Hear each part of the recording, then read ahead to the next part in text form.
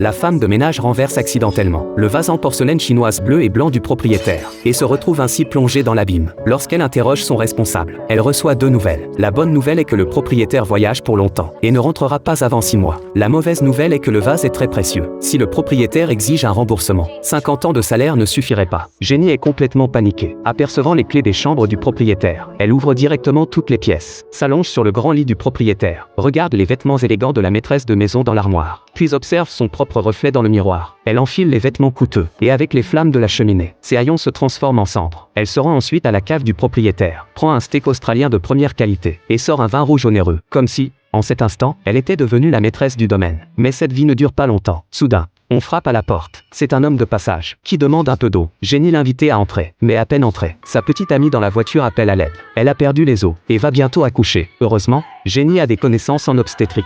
L'enfant naît sans complications. En voyant l'enfant, Jenny repense au sens du foyer. Elle va même chercher des affaires pour bébé, permettant à Jacques et sa famille de rester plus longtemps, car elle est habituellement seule à la maison. Au dîner, elle leur dit même « Ma maison est votre maison ». Jacques raconte cela à sa petite amie. Tous deux pensent avoir rencontré une âme généreuse, sans savoir que le domaine n'appartient pas à Jenny. C'est ainsi que Jacques devient la main-d'œuvre de la maison. Lucie s'occupe de l'enfant, et Jenny joue le rôle de maîtresse de maison, pensant que la vie heureuse va commencer. Mais quelques jours plus tard, un camion surgit soudainement. C'est le jardinier qui vient faire l'entretien hebdomadaire. Pour éviter qu'il ne remarque quelque chose d'anormal, Jenny lui donne une grosse somme d'argent, prétendant que le propriétaire l'a licencié. Ainsi, la famille de 4 personnes retrouve ses beaux jours. Cependant, ce jour-là, Jacques travaille dans le domaine et découvre 2 voitures de luxe dans le garage. Il commence à douter de l'identité de Jenny, constatant qu'il reste peu de nourriture dans la cave. Jenny est contrainte de révéler la vérité à Jacques. Après l'avoir apprise, Jacques décide de ne pas partir. Il choisit d'aider Jenny, de vendre les meubles de valeur et de continuer à vivre ici comme des parasites. Le responsable de l'entreprise de nettoyage appelle pour annoncer sa visite d'inspection du domaine. Pour éviter d'être découvert, les 3 adultes rangent rapidement la maison, craignant que quelque chose ne paraisse suspect. Bientôt le responsable arrive au domaine.